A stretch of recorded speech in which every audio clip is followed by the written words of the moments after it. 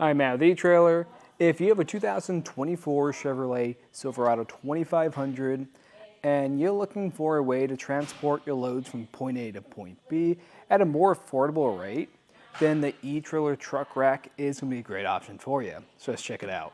What I really like about a ladder rack is it's just going to give you a lot more opportunities to haul items. So what I really mean by that is if you have anything like ladders, lumbers, or even kayaks, trying to put that in your bed isn't being as ideal. The reason being, while your bed is pretty large, you're usually going to be a little bit limited to it because your ladders might stick out a little bit. You might have to put your tailgate down, then transport those goods.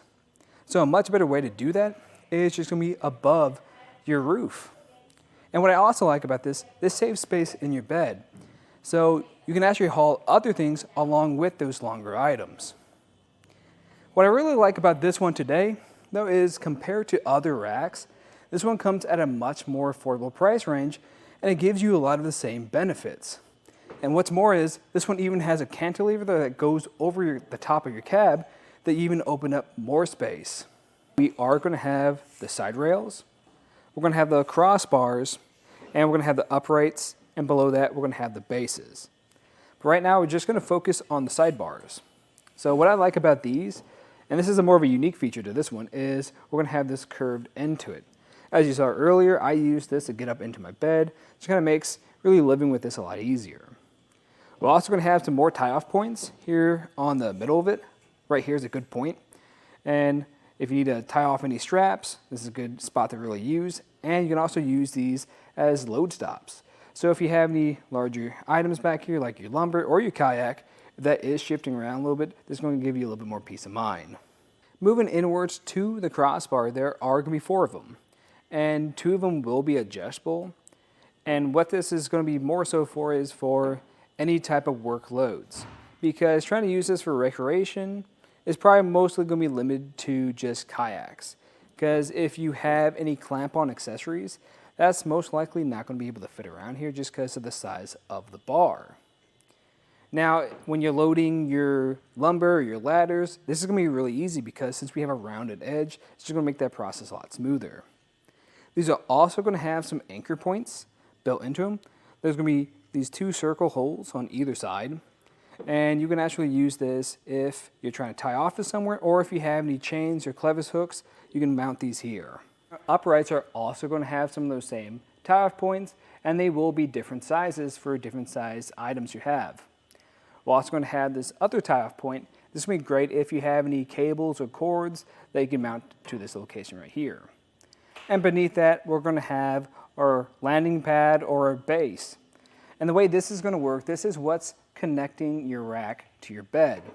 And this is a really simple installation, so you're just going to have 2 of these J-style clamps that grab onto your bed rail. Now we also have some other holes at the very top of it. You can use those if you want to make a permanent drill installation, but it's not required. And honestly, using the clamps that we use today, I think they work really nicely and we're getting a very flush fit. Now let's get a few measurements. The first one I'm going to get is going to be the total height that's attached to your vehicle.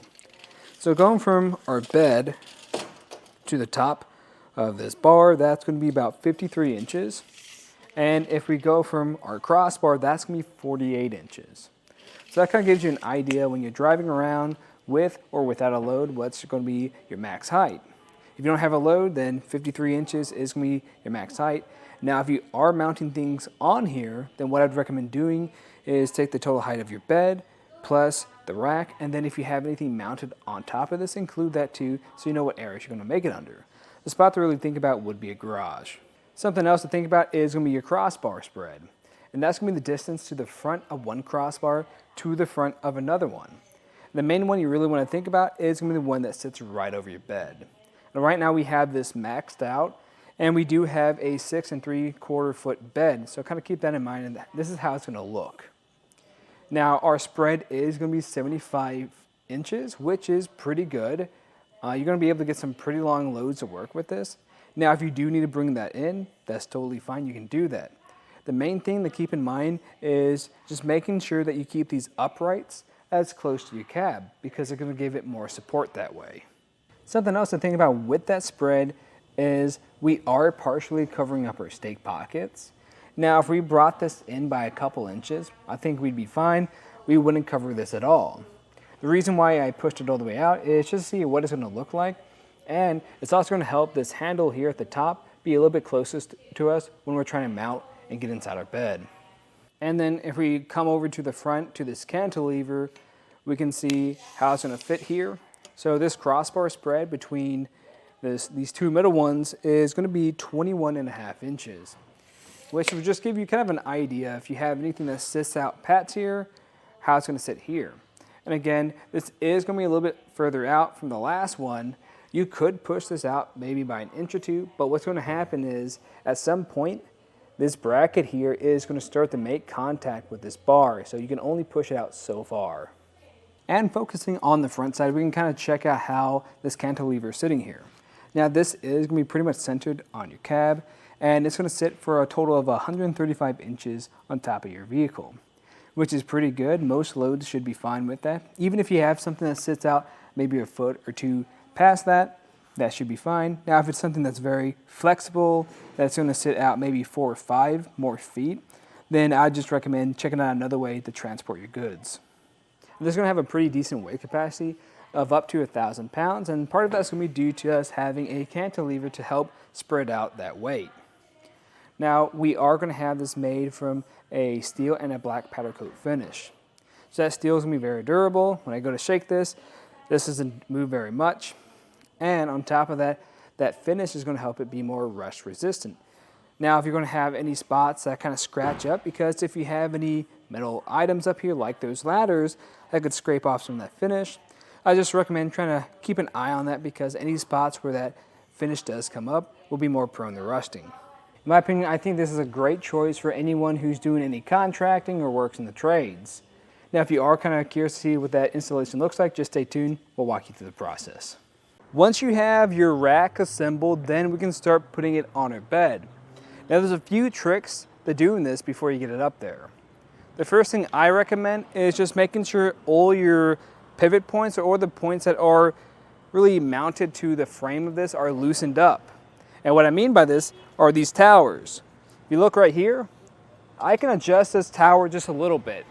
I don't want it too loose where it's going to be dangling around, but I want to keep it loose because we're going to have to adjust it once it gets to our bed. Now you can measure the distance between the two towers to make sure it's going to line up with your bed rails, but what's going to be more likely is you're still going to have to make some more adjustments to make sure it's flush. So once you've done that, then you can start putting it on your bed, and for that I do recommend grabbing a friend to help you out.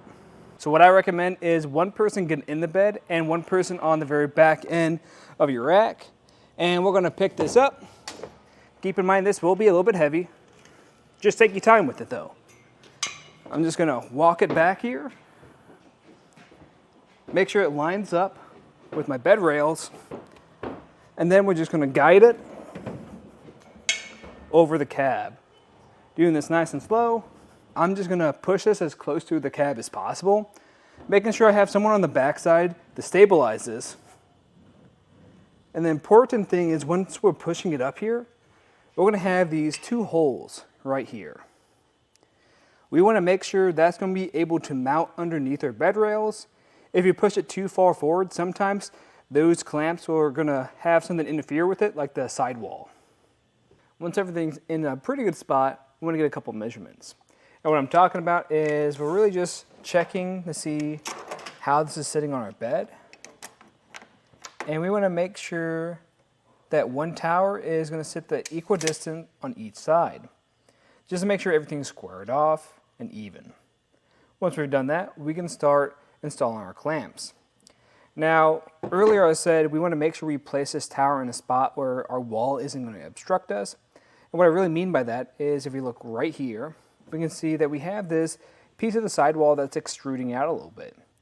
And that won't allow us to mount our clamps underneath our bed rails. Instead, it's just going to get blocked. But speaking of those clamps, here's one of them right here. You're going to have 2 of these per tower. It's going to have a flat washer, lock washer, and a nut on it. We're going to remove those. And the way we're going to install this is this threaded side is going to go through this hole, and this flat side is going to go underneath. We also want to make sure that this isn't going to be lined up with any tabs underneath your bed. Here's one right here. We want to try to avoid this, because if this is on top of that, that could damage something and it won't give us a flush fit. Once this is installed like this, then I'm going to grab my flat washer, top it off with the lock washer, and then put this nut on. I'm just going to hand tighten this for right now, and then I'm going to do that for this side here too. With these both hand tightened on here, then we're going to go on to tighten this down all the way. And the trick to this is we're going to make sure this is flush. So what I'm going to do is apply pressure and get a fit like this. You can see this kind of loosened up on me a little bit more. I'm just going to tighten that down some. And as we're applying pressure, I'm also going to grab my 17mm socket and wrench and tighten this down some. Once this feels pretty tight and you're liking this fit, then we'll go back to the other side. Right here, do that same process. We're applying pressure on here, tighten this on until this is fully secured on here. Once you have these uprights secured with those clamps on all four sides, then we can start adjusting things.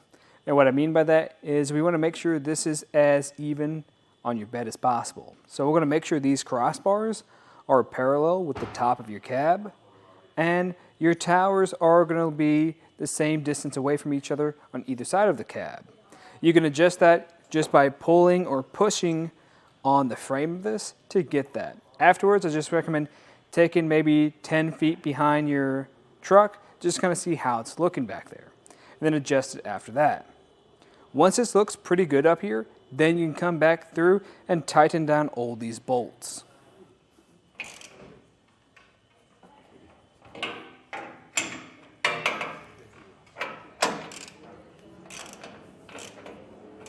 And something else to keep in mind, it's pretty easy to miss a couple bolts. So what I'll do is just kind of break things down into pairs. So I'll kind of do a set of bolts like I'm doing right now, doing these together. Then I'm going to go over to the other side, my passenger side, and repeat the same process. Sometimes I'll just stick to the same size bolts or just general areas. And then once I have everything completely tightened down, I usually go back through and check everything over again just in case I missed a bolt, so we don't have a potential weak point. Once you have everything tightened down and you checked it, I just recommend giving it a good shake test. We just want to make sure nothing's wiggling at all. It feels really sturdy. And right now, when I shake this, I'm moving my entire truck, so this is feeling pretty good. But that'll pretty much do it for our look at the installation and some of the features of the etrailer truck rack on the back of our 2024 Chevrolet Silverado 2500. I'm Matt. Thanks for watching.